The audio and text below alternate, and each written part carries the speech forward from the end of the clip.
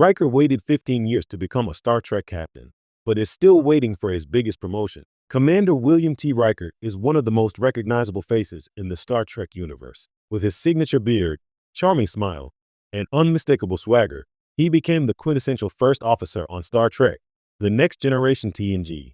But while fans often celebrate Riker's promotions and career milestones, there's a fascinating story behind his journey, a story of ambition, patience, and the elusive ultimate promotion he's still waiting for. When Star Trek: The Next Generation debuted in 1987, Riker was introduced as the charismatic number one aboard the USS Enterprise D. He was sharp, confident, and loyal, a classic first officer. But the first real test of his leadership came early in the series. Despite being offered multiple temporary commands of starships over the seasons, Riker's promotion to full captain didn't arrive immediately.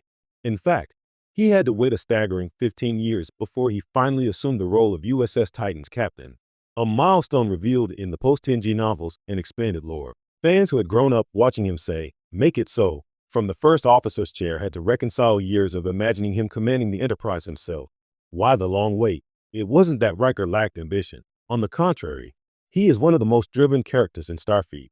He repeatedly demonstrates tactical genius, moral clarity, and an almost uncanny ability to inspire loyalty in his crew. He even had moments where he could have left the Enterprise for command opportunities earlier, only to stay by Captain Picard's side. That choice defined much of Riker's career.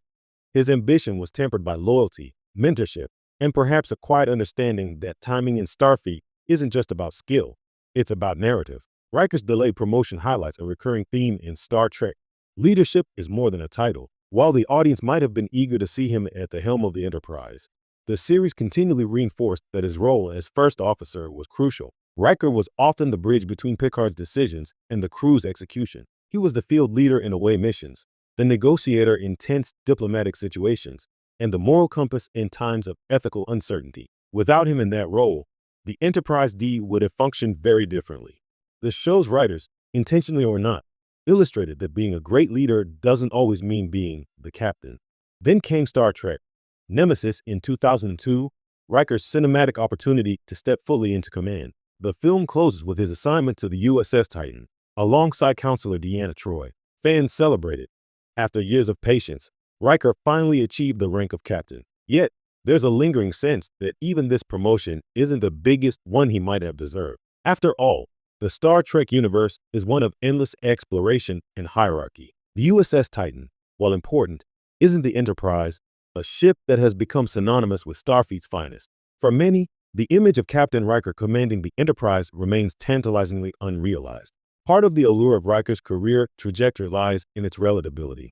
In real life, career growth is rarely linear. Sometimes, patience and loyalty are rewarded later than expected, or in ways that differ from our original expectations. Riker embodies that reality, a brilliant officer who doesn't rush for glory, yet earns the respect and trust of every crew member around him. His journey reminds us that leadership is often about influence, mentorship, and the quiet work done behind the scenes, not just about the prestige of a title or the size of a ship. Interestingly, Riker's biggest promotion might not even be about rank. It could be measured in impact.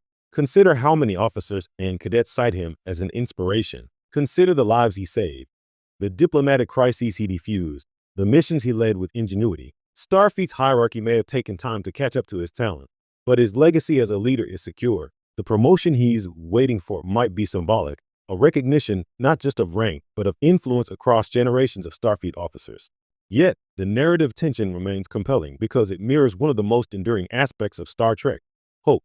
Star Trek has always been a story about striving for something greater. Captain Kirk, Captain Picard, Captain Janeway, they all represent ideals that inspire both their crews and the audience. Riker's story, with its delayed rewards, adds another layer. Sometimes, the journey is as important as the destination. We cheer for him not just because he becomes captain, but because we've watched him grow, struggle, and maintain his integrity along the way.